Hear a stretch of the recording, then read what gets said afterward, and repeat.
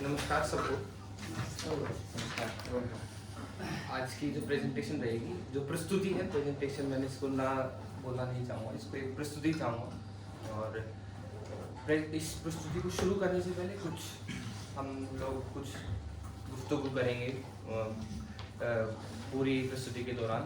इसके दौरान हम कुछ सवाल जवाब करेंगे। तो मैं चाहूँगा जितने भी हमारे इस कक्षा की लड़कियाँ हैं वो उनका एक ग्रुप बना दिया जाए आज, और एक लड़कों का ग्रुप रहेगा इस सेशन के लिए। जो आज का एक सेशन रहेगा प्रश्नोत्तरी करके, मैंने उसको सेगमेंट को नाम दिया है। तो बॉयज के ग्रुप का नाम रहेगा सत्यवाहिनी, और गर्ल्स के ग्रुप का नाम रहेगा अहिंसा दल। वाहिनी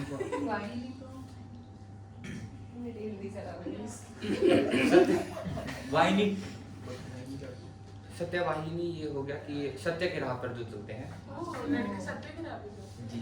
तो अब उस तरीके से देखे तो अहिंसा दल आप लोग समझदार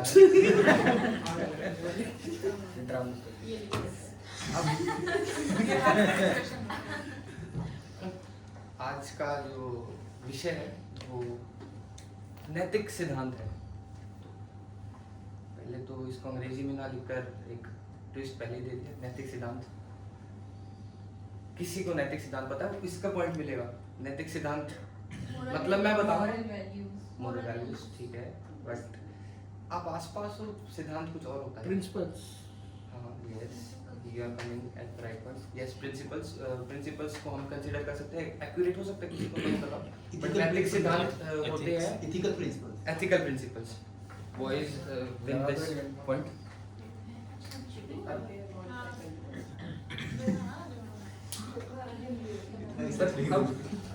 एक सवाल सबसे कॉमन रहेगा कि क्या कभी ऐसा हुआ है आप लोगों के साथ कि आप एक ऐसी स्थिति में फंस गए हैं जहां आपको समझना है कि सही क्या और गलत क्या है? अक्सर ऐसा होता है सबके साथ होता है ऐसा।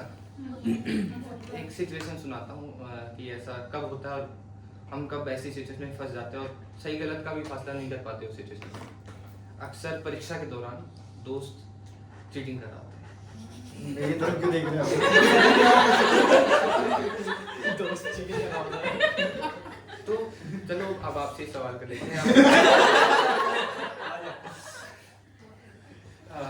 सपोज आपका कोई दोस्त जो परीक्षा के दौरान चीटिंग कर रहा है, तो क्या आप उसको रोकोगे या उसकी सहायता करोगे? अब ऐसी स्थिति है कि आप असमंजस में होगे, बताओगे, शिक्षक को बताओगे तो दोस्ती पे वो होगा, दाग पड़ेगा, और अगर नहीं बताओगे तो नैतिकता पे बात उठेगी।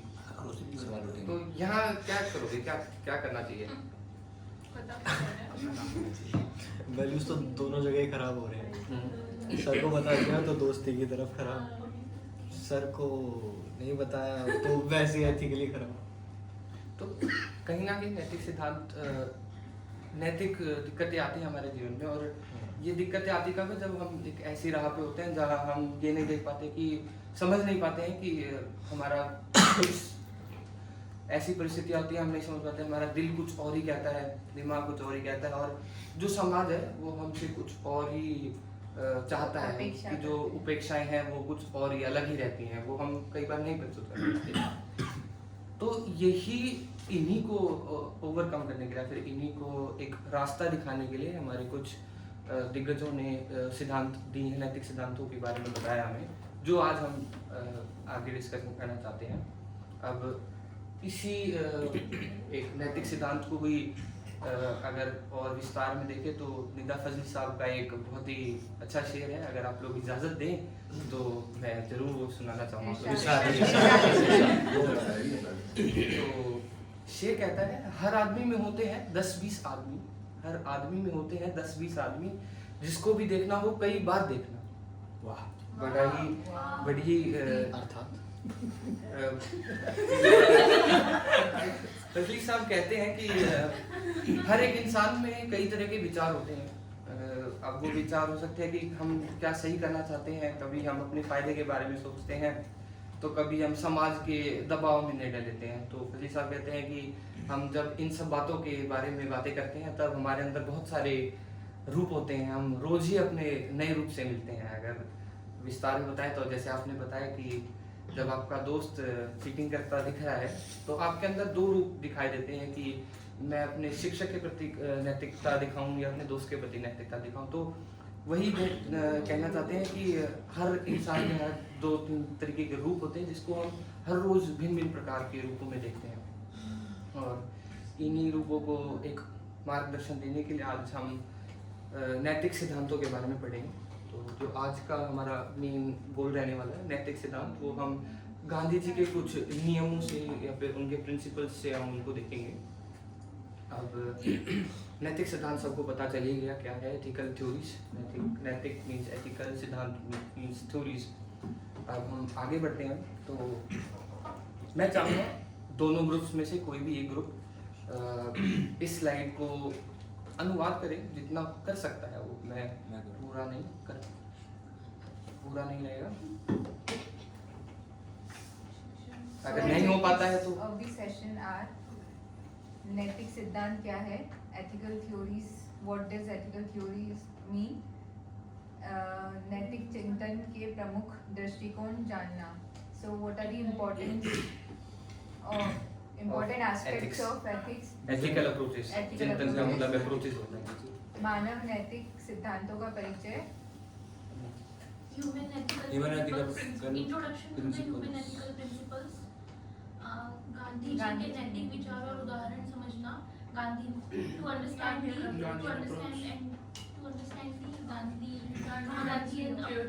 गांधीवादी नैतिकता। so Gandhian approach समझेंगे relating with these examples। तो एक ट्रिकी सवाल है, मानक नैतिकता अंग्रेजी में क्या होता है? परसेप्शन ऑफ, मैं वर्ड पूछ रहा हूँ, अगर आप लोगों को पता है तो देखना चाहता हूँ। हमारे देश में हिंदी का मैं तो कहाँ है आपकी तारीफ में? कोई भी ह्यूमन एथिकल तो नहीं होगा, एथिकल होता तो कहीं ना कहीं नैतिक होता, कहीं ना कहीं मानक नैतिक होता है। नॉर्मेटिव एथिक्स जो आज हम मेन पढ़ेंगे, नॉर्मेटिव एथिक्स होता है मानक नैतिक। थर्ड पॉइंट, मानक नैतिक के सिद्धांत का परिचय। मानक वैसे स्टैंडर्ड्स को ही बोलते स्टैंडर्ड्स को, स्टैंडर्ड मानक तो normative is set for standards, इसीलिए वो रहता है। तो आज का ऑब्जेक्टिव्स जो शिक्षण क्षेत्र के उद्देश्य हैं वो शायद आप लोगों को, मेरे से ज़्यादा आप लोग उत्सुक हो, इनको पढ़ा आप लोगों ने और देखा, लड़कियों ने एक अच्छा रोल दिखाया इसको करने का। एक्स्ट्रा मार्क्स फॉर नहीं, एक्स्ट्रा नहीं देंगे, एक पॉइंट जरूर मिलेगा। अब आगे बढ़ते हैं।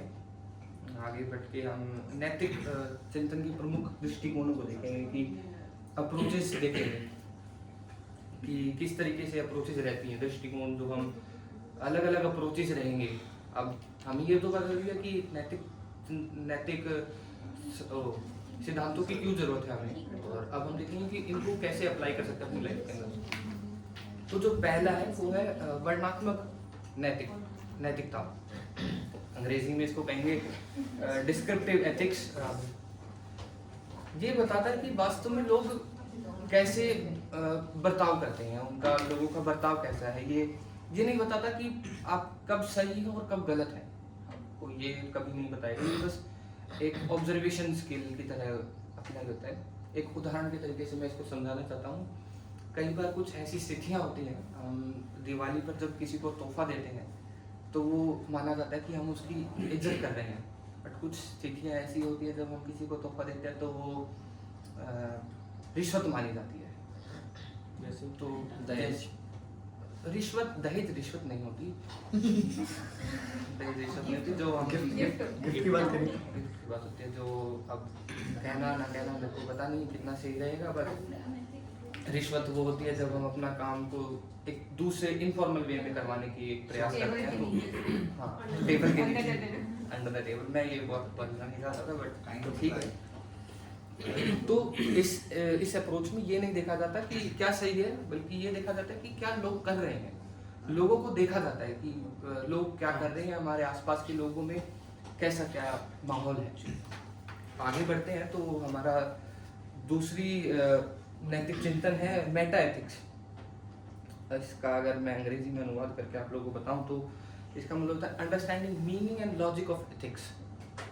Meaning of logic of ethics, ये एक थोड़ा सा डीप अगर इसमें जाएं तो इसमें ये होता है कि अच्छे का मतलब क्या है, गुड का क्या मतलब है, सही का मतलब क्या है।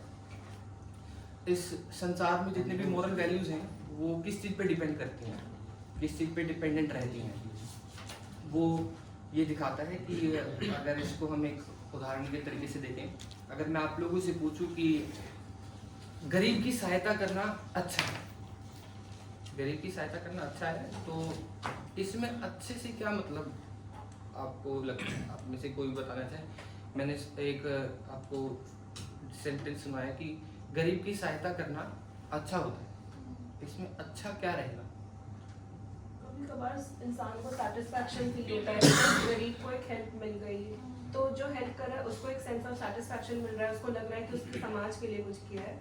वेराज अगर हम गरीब की बात करें तो उसकी एक हेल्प हो गई, तो अच्छा इन एथिकल पॉइंट ऑफ व्यू में वो दोनों पर्सपेक्टिव को देख रहा है कि इधर भी उसको पैसा मिला और उसको थोड़ा में भी एक खुशी मिली, और जो दे रहा है उसको एक सेंस ऑफ सेटिस्फैक्शन मिला। बिल्कुल, शायद ये नैतिकता का जो चिंतन था ये बहुत अच्छे से समझाया श्रेया ने।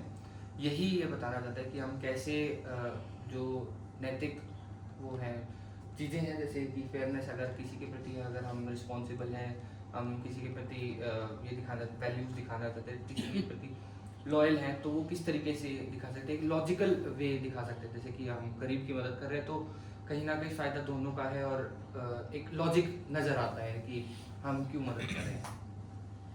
आगे बढ़ते हैं तो मानक नैतिकता के तरफ आते हैं। यहाँ पर हम अब हमें क्या करना चाहिए, क्या सही है क्या गलत है, इन सबको देखते हैं। इसमें कि एक इंसान के किस तरीके से उसको जीवन जीना चाहिए, किस तरीके से उसको अपना जीवन व्यतीत करना चाहिए, कि वो किस तरीके से अपने जीवन में आगे बढ़ता जा रहा है, किस तरीके से उसको जीवन में बातों को संभालना है।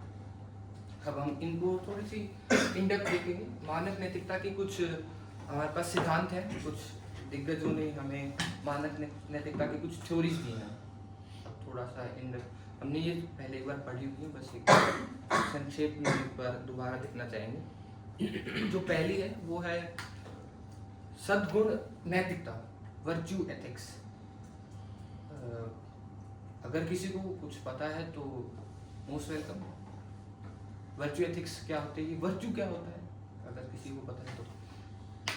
ये बेसिकली जब वर्च्यू की जब हम लोग बात करते हैं तो इस पॉइंट पर हम बात करते हैं कि हमारे लिए मतलब सोसाइटी जो कह रही है वही सही है। किसी ने अगर बोला है कि ये झूठ नहीं बोलना है तो नहीं ही बोलना है, आप अपनी अंडरस्टैंडिंग का यूज़ नहीं कर रहे हो, जो सोसाइटी कह रही है वही कर रहे हो।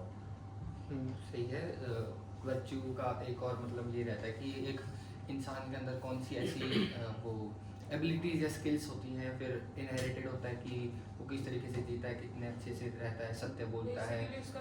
Character, virtue is based on character, कि हाँ वो किस तरीके का आदमी है। अब इस थ्योरी को देने वाले हमारे पास एरिस्टोटल जी हैं, जो एक ग्रीक फिलोसोफर भी है, प्लेटो के शिष्य रहे हैं, वो अलेक्जेंडर द ग्रेट के वो गुरु रहे हैं। उनकी एक बहुत ही फेमस किताब है जिसका नाम है निकोमैकन एथिक्स, जिसका मेन आइडिया था कि लाइफ का एक गोल है, उसको बोलते हैं उडाइमोनिया।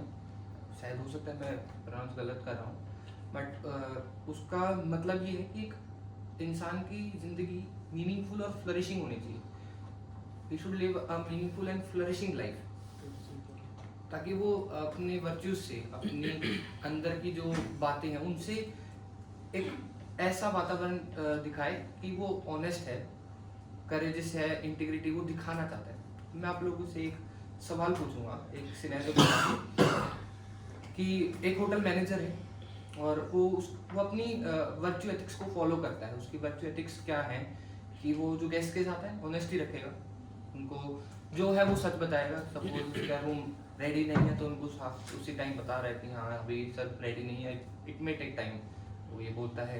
एम्प्लॉयज़ के साथ फेयरनेस है, अपने एम्प्लॉयज़ के साथ फेयर है कि हाँ आज तो थोड़ा सा लोड ज़्यादा है तो आप थोड़ा सा एक्स्ट्रा रुक सकते हैं। अगर वो ऐसा अपने एम्प्लॉयज़ के साथ रहता है, सबको इज्जत देता है। अगर एक मैनेजर तो जो वर्क एनवायरनमेंट है वो कैसा रहे। अगर वो ये सब फॉलो करता है, एक गुड डीड, एक अच्छी वर्च्यू को फॉलो करता है, तो एक वर्क एनवायरनमेंट कैसा होगा, पॉजिटिव वर्क एनवायरनमेंट हुआ। That's what Aristotle this theory says the virtue ethics. जो हमारा मेन फोकस है कि वो लोग कैसे बिहेव कर रहे हैं, कैसे क्या काम कर रही हैं, उसके ऊपर डिपेंड है। अब अगर आगे बढ़ते हैं तो हमारी अगली थ्योरी है उपयोगितावाद। अंग्रेजी में इसको बोलेंगे यूटिलिटेरियनिज्म। अब ये है कि इसका मेन जो है कॉन्सिक्वेंसेस, जो इसमें यहाँ पे लिखा हुआ है, कॉन्सिक्वेंसेस से मतलब ये है कि कुछ ऐसा करो जिससे किसी एक का भला ना हो, बहुत सारे लोगों का भला हो। ये थ्योरी जेरमी बेंथम जी ने दी थी। उनका मेन आइडिया था कि greatest happiness is for greatest number. मानना ये है कि जो भी डिसीजन लो आप, वो सिर्फ एक को देखकर ना लो, सबको देखकर। अब सपोज मैं एक आपको बात बताता हूँ। एक सपोज हम एक रिजॉर्ट प्रॉपर्टी बना रहे हैं, एक होटल चेन एक रिजॉर्ट प्रॉपर्टी बना रही है एक समुंदर पे। अब कुछ पॉजिटिव आउटकम्स भी हैं, कुछ नेगेटिव आउटकम्स भी, कुछ सही है कुछ गलत है। सही है कि उस एरिया में पहले ज़्यादा लोगों को तनख्वाह नहीं मिलती थी, लोगों को नौकरियां नहीं मिलती थी, इतना वो डेवलप भी नहीं था, तो वहाँ पे होटल खुलेगा तो ये सब पॉजिटिव आएगा। बट अगर देखा जाए वहाँ पे बिल्डिंग आएगी, लोग काम भी करेंगे, गाड़ी आएंगी, जो वातावरण है वो थोड़ा और खराब होगा। अब इस जगह पे जो ये थ्योरी है वो हमें हेल्प करेगी कि किस तरीके से हम हमारे जो बेनिफिट्स हैं, पॉजिटिव्स हैं, वो नेगेटिव्स को ज़्यादा हार्म ना करें, एक संतुलन बनाए रखें। ये थ्योरी हमें उस श्रेणी पे लेके जाती है कि हाँ, ये ना हो कि हम एक अच्छा काम करने के बजाय, एक अच्छा काम तो कर रहे हैं बट लाखों लोगों का बुरा कर रहे हैं। तो इसमें वही है कि एक अच्छा काम ऐसा करें जो सबके लिए भलाई दिखाई देती है। अगली थ्योरी अगर हम देखें तो कॉन्ट्रैक्चुअलिज्म, अनुबंध हो गया, कॉन्ट्रैक्ट एग्रीमेंट, अनुबंध की अगर हम बताएं तो ये थ्योरी जॉन जॉकस रोसियो एक फ्रेंच फिलोसोफर थे, जिन्होंने बोला कि रूल्स को फॉलो करो, क्योंकि अगर सोसाइटी में लोगों को रहना है तो अगर रूल्स फॉलो करेंगे तो कभी भी कोई दिक्कत नहीं आएगी। अगर रूल्स का हम पालन करेंगे, रूल्स एग्रीमेंट को फॉलो, एक प्रॉपर वे ऑफ वर्किंग को फॉलो करेंगे। अगर कोई मेरे को ये बताना चाहे कि हम एक एग्रीमेंट वे ऑफ, इस थ्योरी का हम होटल्स में कैसे उपयोग करते हैं, अगर किसी को कोई अपनी दर्शनी देना चाहता है उस पे। लॉटरी में हो गया, कैसे थोड़ा विस्तार में जैसे अगर हम लोग आउटसोर्स करते हैं लॉटरी सर्विसेज तो उसकी एग्रीमेंट होती है, या फिर नॉर्मल एम्प्लॉयज की भी कुछ टेन्योर, कुछ प्रॉपर्टीज टेन्योर रखती हैं कि on contract they are hired, then we can talk on contract. और अगर इसको हम गेस्ट के पर्सपेक्टिव में देखें तो क्या गेस्ट के प्रति कैसे हम एक लॉयल्टी दिखाते हैं थ्रू दिस थ्योरी। जो हम लोग एडवर्टाइज कर रहे हैं वो सेम चीजें हम लोग क्या उनको दे रहे हैं। हाँ बिल्कुल बिल्कुल। तो एक अच्छे ऑप्शन एग्जांपल्स हमें यहाँ पे देखे कि कैसे हम अपने आपको जो प्रेशर जो हम हो सकता है इन फ्यूचर दिक्कतें आए हैं, इनको पहले ही सॉल्व करने के लिए एक तरीका अपना रहे हैं, जो कि बहुत साल पहले रोसी साहब ने दे भी दिया है कि कैसे क्या रहता है। अब अगर आखिरी हम थ्योरी, जो हमारी थ्योरी है जिसके बारे में आगे हम डिस्कस करने वाले हैं, वो इमैनुअल कांत ने दी है, नैतिक कर्तव्यों का पालन करा करें। कुछ ऐसे चीज़ें होती हैं जो हमेशा सही या गलत होती हैं, चाहे रिजल्ट कैसा ही भी हो, हम रिजल्ट की परवाह नहीं करते, बट कुछ चीज़ें ऐसी होती है कि वो फॉलो करनी ही करनी है। सपोज कोई गेस्ट, एक एम्प्लॉय है, वो कभी झूठ नहीं बोल सकता, कभी भी अपने गेस्ट के सामने झूठ नहीं बोल सकता, वो एक रूल है, वो कभी भी उस रूल को तोड़ नहीं सकता। वो अब हो सकता है कि वो किसी जगह पे सही हो या गलत हो, बट वो रूल है तो रूल है। जो डिओन्टोलॉजी या धर्मशास्त्र जो हम रहता है कि हाँ एक, क्योंकि ऑनेस्टी एक ड्यूटी है, और हमेशा एक एम्प्लॉय या फिर कोई ऑर्गेनाइजेशन ये नहीं सोच सकती कि सिर्फ प्रॉफिट कैसे गेन करना है। नैतिकता का उदाहरण यहाँ पे देते हैं इमैनुअल कांत की इसमें। अब शायद हमने मानक नैतिकता के बारे में कुछ सिद्धांतों के बारे में हमने देख लिया है। अब थोड़ा सा गांधी जी के कुछ गांधीवादी नैतिक दृष्टिकोण की तरफ बढ़ते हैं। अब हम कुछ 5 मुख्य सिद्धांतों के बारे में देखेंगे गांधी जी की। अहिंसा, परोपकारिता, सर्वोदय, सत्याग्रह, सत्य। अब आगे जैसे जैसे हम आगे जाएंगे इसमें क्या रहेगा, हमें हर एक प्रिंसिपल को, हर एक सिद्धांत को एक उन्हीं के लाइफ के एक इंसिडेंट से को रिलेट करेंगे। और मैं चाहूँगा अगर किसी को भी वो पता हो तो वो बताए, जो बताएगा वो उसको पॉइंट मिलेगा। That's how it's gonna work. तो पहला है सत्य। अब आप लोगों के पास रेफरेंस के लिए एक इमेज है, आप इससे एक रेफरेंस ले सकते हैं कि क्या हो सकता है। कुछ भी आपको इस इमेज को देख ही हो सकता है कि अगर मैं और संक्षेप में बताऊं तो ये गांधी जी की ही एक तस्वीर है जो मैंने दिखाने का दृश्य दिखाया है। सत्य के रूप में क्या उनकी ऐसी कौन सी थ्योरी थी या फिर उनका ऐसा कौन सा रियल लाइफ इंसिडेंट था जो यहाँ पे आ सकता है।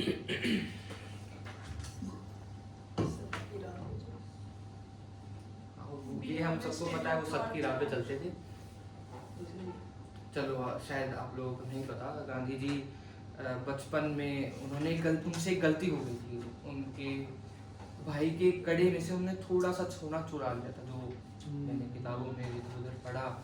उनने सोना चुरा लिया था, पर उनको वो करने के बाद एक अंदर से पश्चाताप की फीलिंग है। तो उन्होंने क्या किया था, अपने पिताजी को एक पत्र लिखा था। उसमें लिखा था कि हम में से एक ये गलती हो गई, और उस गलती के पश्चाताप करने के लिए उन्होंने जब वो खत लिखा, उन्होंने अपने पिताजी को वो खत भी पहुंचाया जो भी था उन्हें दिया, पर उनके पिताजी ने कभी उनको कुछ कहा नहीं। क्या रीजन रहा होगा? क्योंकि उन्होंने सच बोला। हाँ, क्योंकि उन्होंने सच बोल दिया कि एक्सेप्ट किया।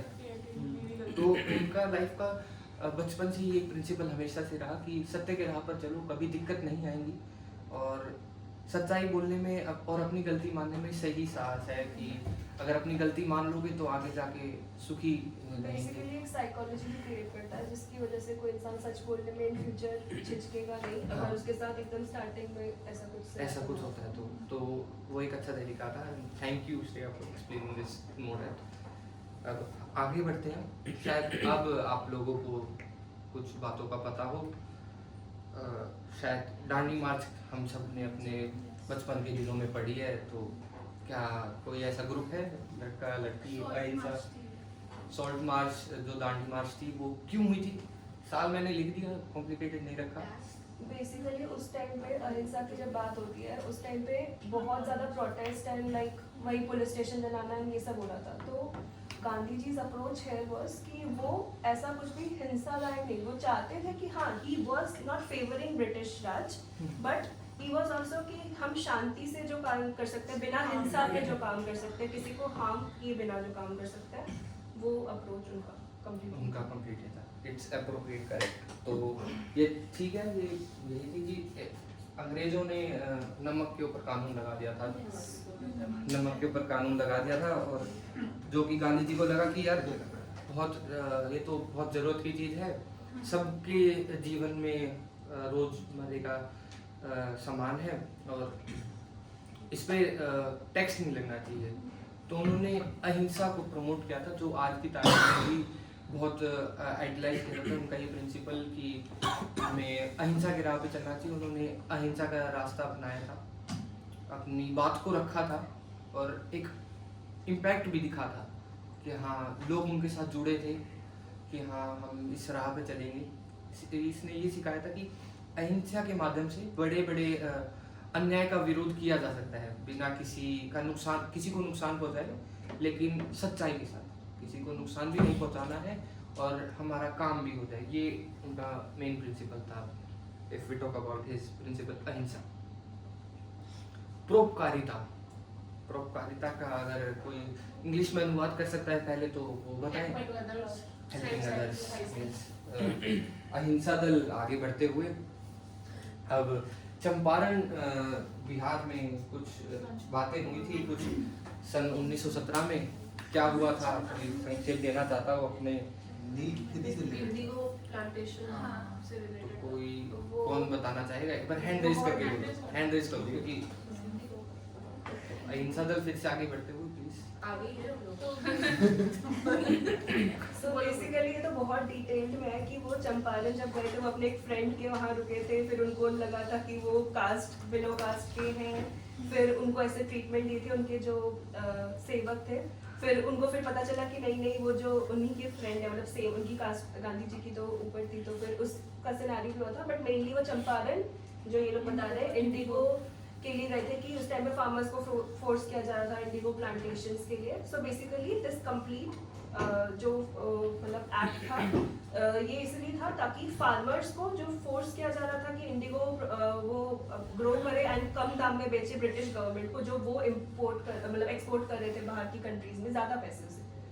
तो ये जो परोपकारिता था कि ऑल्दो गांधी जी वॉज मतलब उनको क्या ही फर्क पड़ता उनसे मतलब जो भी वो लोग कर रहे थे, but he was in favour of farmers या वो जो लोग जो पर्टिकुलर सिनेरियो से जो उनको फील हो रहा था जो प्रॉब्लम्स फेस हो रही थी उसके लिए उन्होंने ये आयोजन किया था, जिसके लिए सबसे पहले जो आपने बोला कि वो वहाँ गए थे। तो इसमें थोड़ी सी मैं कुछ टिप्पणी करना चाहूँगा। गांधी जी ने चंपारण में किया था कि नील की खेती एक ऐसी नील की खेती जमीन को बंजर कर देती है। किसानों को दिक्कत होने लगी थी क्योंकि वो एक तो उपजाऊ जमीन को खराब कर रही थी और उसकी कोई सुनवाई भी नहीं थी। तो गांधी जी ने क्या किया था, अपनी परवाह ना करते हुए, अपने बारे में ना सोचते हुए उन्होंने किसानों की मदद की। वो जेल में भी गए इस चक्कर में कि वो उनको जेल में भी जाना पड़ा क्योंकि उन्होंने किसानों की सहायता करी। और इस तरीके से उन्होंने अपनी इस सिद्धांत को दर्शाया है परोपकारिता की खुद की परवाह ना करें और जीवन में सबकी सहायता करें और परोपकार अपना करते रहें, सबकी मदद करते रहें। और इसी तरीके से हम आज भी उनके सिद्धांतों पे चल रहे हैं कि how we are taking things away, कि थोड़ा सेक्रीफाइस जीवन में करते रहना चाहिए, चाहे वो प्रोफेशनली हो पर्सनली हो, सब थोड़ा बहुत करते रहते हैं। सर्वोदय, सर्वोदय क्या होता है? सबसे बड़ा ऊपर या फिर सर्वश्रेष्ठ या पहले नंबर का सर्वोदय बेसिकली जो सबके लिए हो मतलब हाँ,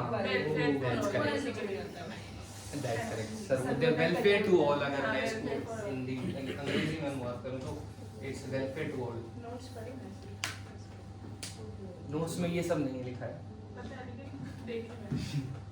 तो इसमें हम हरिजन आंदोलन के बारे में बात कर रहे हैं जो 1932 से 1933 के बीच में हुआ था।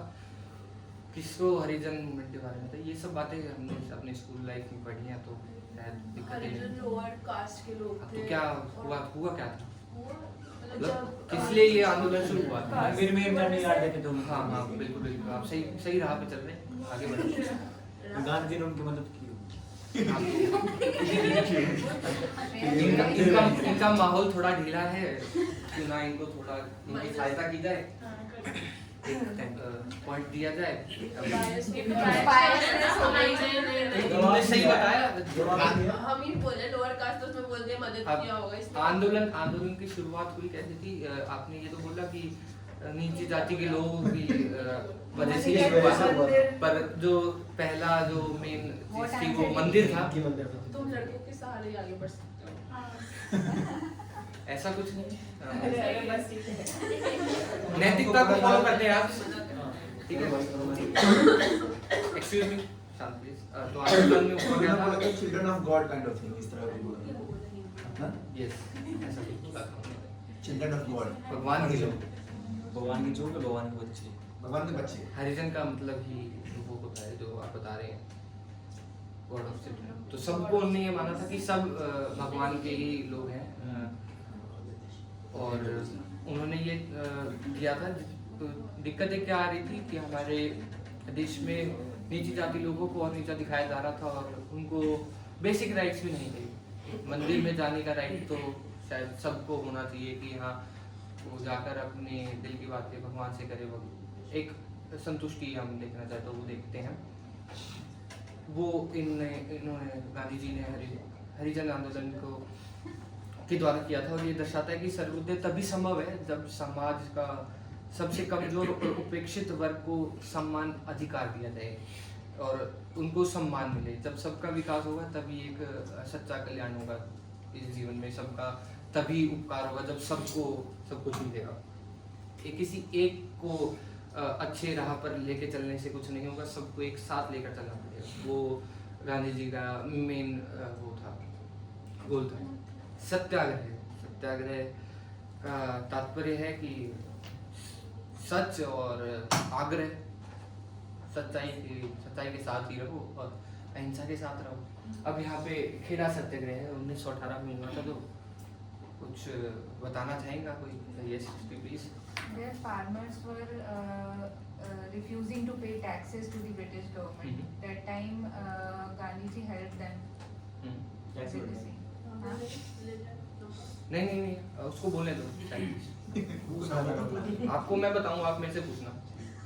हाँ, सो ब्रिटिश गवर्नमेंट बहुत ज़्यादा टैक्सेस ले रही थी उनकी मतलब फार्मिंग जो भी वो उगा रहे थे उसके ऊपर, बट वो उतना खुद नहीं कमा पा रहे थे तो जितना वो मांग रहे थे उस बेसिस पे, तो उस टाइम पे गांधी जी ने उनको हेल्प किया था। This is what that's what थोड़ा सिनेरियो में थोड़े से और इसमें हम वो करेंगे। आधा नंबर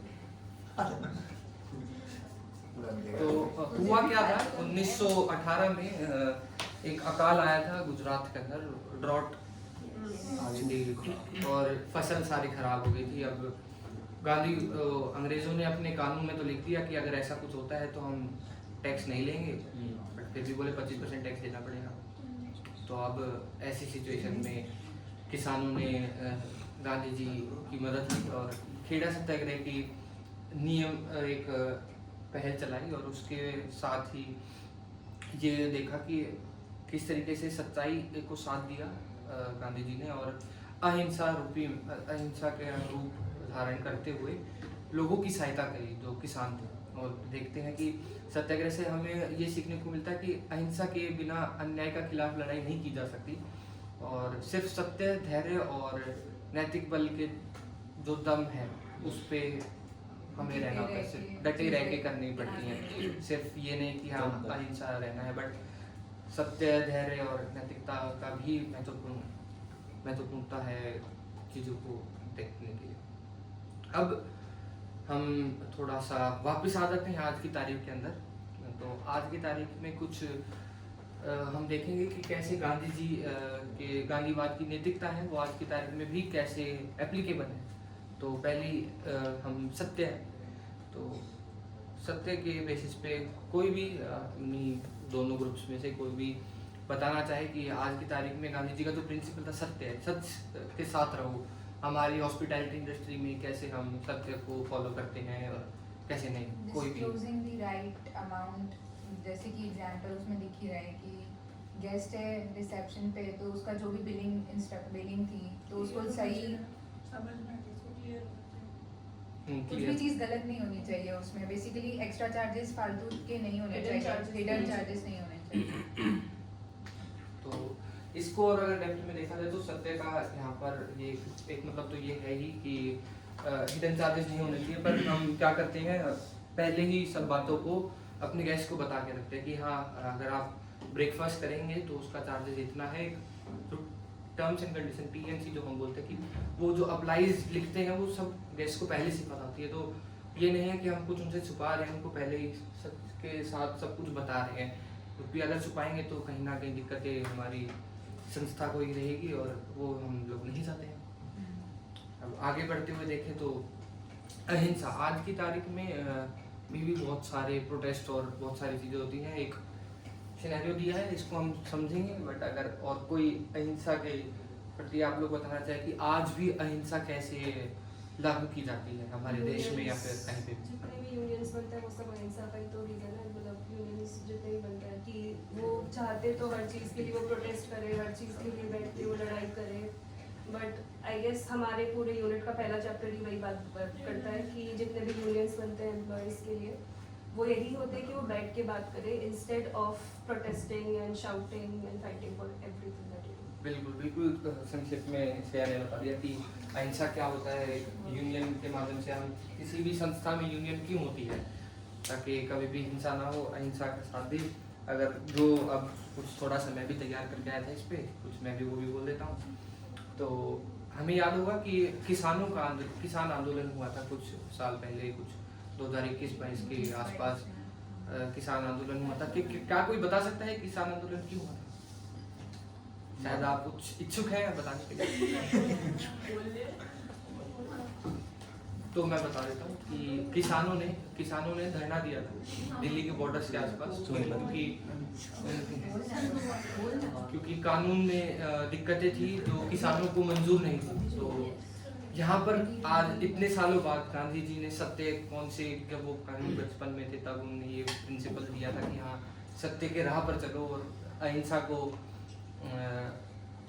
के राह पर चलो। वो आज भी 2021-22 में ज़्यादा पुरानी बातें नहीं हैं, तब भी फॉलो हुई। और देखे तो किसानों ने अपनी बात रखी और उनकी बात थोड़ी सही, थोड़ा नेगोशिएशन के साथ बात मानी जरूर गई थी। तो वो एक तरीका उन्होंने अपनाया था जो आज की तारीख में भी, और यहाँ नहीं हमारे ऑर्गेनाइजेशंस तक में भी देखा जाता है। जैसे श्रेया ने बताया कि यूनियंस के माध्यम से अहिंसा को आज भी प्रमोट करते हैं। अब आगे बढ़ते हैं तो सर्वोदय हमने देखा कि सबकी सहायता करना, वेलफेयर टू ऑल जो हमने पढ़ा। तो कोई बताना चाहे कि वेलफेयर टू ऑल आज की डेट में कैसे हो रहा है? NGOs okay. मेरे दिमाग में सबसे पहले सर्वोदय वर्ड से ही आया, सर्वोदय कन्या विद्यालय जो होता है दैट मीन्स कि एवरी पर्सन, फीमेल स्पेसिफिकली, कि उनके लिए इक्वालिटी है वहाँ पे। जितनी भी फीमेल्स जो पढ़ेंगी उस पर्टिकुलर स्कूल में, that is open for everyone. वहाँ पे कोई भी रिलीजन, कोई भी कास्ट, कोई भी पेइंग कैपेसिटी कुछ नहीं देखता है। इक्वालिटी है हर इंसान की कि जो उस पर्टिकुलर स्कूल में पढ़ना चाहता है।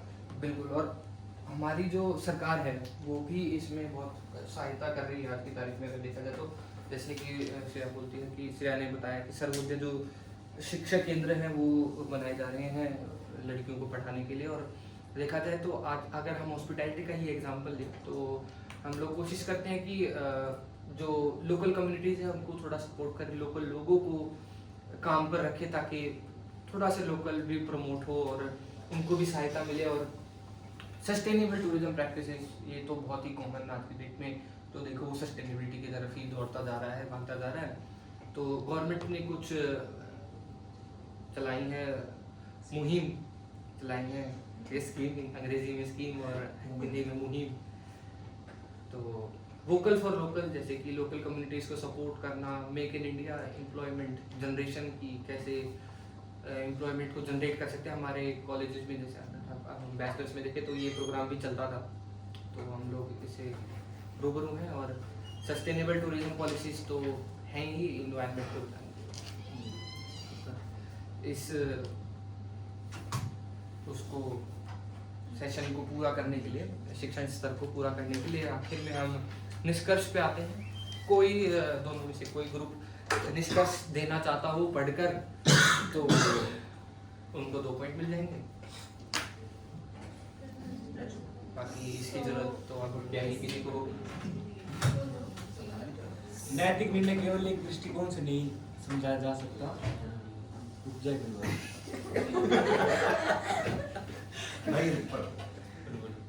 विभिन्न दार्शनिकों ने मानक नैतिक सिद्धांतों के माध्यम से यह समझाने का प्रयास किया है कि सही या गलत का निर्णय कैसे लिया जाए। तो जो आर्योन ने नैतिक सिद्धांत हमको बताए, जितने भी गांधी जी के या फिर जो भी जिसने प्रिपेयर करते हैं, तो वो हमको ये बताते हैं कि हम अपने जीवन में सही गलत का फैसला कैसे लें। उन सिद्धांतों को हम यूज़ करके या फिर उनसे कुछ भी सीख लेके हम अपने जीवन में सही गलत का फैसला ले सकते हैं, जो हमारे जीवन को अच्छे राह की ओर बढ़ाएगा।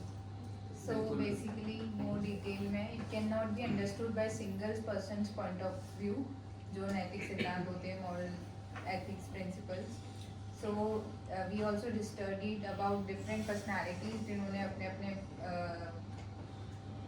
वैल्यू सिद्धांत दिए हैं।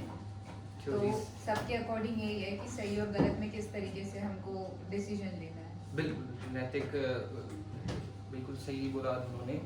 पॉइंट कहीं ना कहीं तो अब इन्हीं को मिल जाएगा, किनको सत्यवाहिनी को मिल जाएगा। तो इसको निष्कर्ष देने के लिए मैं बोलना चाहूँ कि नैतिक निर्णय केवल एक दृष्टिकोण से नहीं समझा जा सकता। जैसे साहिल ने बोला कि केवल कोई एक दृष्टि नहीं देखी जा सकती। नैतिकता को देखने के लिए बहुत वास्ट चीज़ है। किसी एक इंसान की हम सिद्धांतों को नहीं देख सकते, हमें बहुत सारे सिद्धांतों को देखना है, पर हम किसी एक को आइडलाइज कर सकते हैं, किसी एक को हम अपने जीवन में आइडलाइज कर सकते हैं, किसी एक के सिद्धांतों को फॉलो कर सकते हैं और नैतिक सिद्धांत के माध्यम से हम सही गलत का क्या परिणाम है वो समझने का प्रयास कर सकते हैं। और गांधी जी ने तो हमें सिखाया ही है कि नैतिकता केवल विचार में नहीं बल्कि जीवन जीने के तरीके में। मैं इस को ख़त्म करता हूँ, आगे अंत की तरफ आते हैं तो मैं आप लोगों को बताता हूँ कि इस सेशन के जो संदर्भ थे, इस क्लास के संदर्भ रेफरेंसेस और आप लोगों का बहुत सहयोग रहा और मैं कहना चाहूँगा अहिंसा दल आगे रहा है, देश भी आगे रही देश की अहिंसा को प्रमोट करते हुए हमारी कक्षा बहुत आगे रही है और आप लोगों का सहायता रहा मेरी इस प्रेजेंटेशन में, इस एक छोटी सी प्रस्तुति में नई शुरुआत थी मेरे लिए। मैंने कुछ अलग करने का कोशिश किया था, उसके लिए मैं आप लोग को धन्यवाद। जय भारत।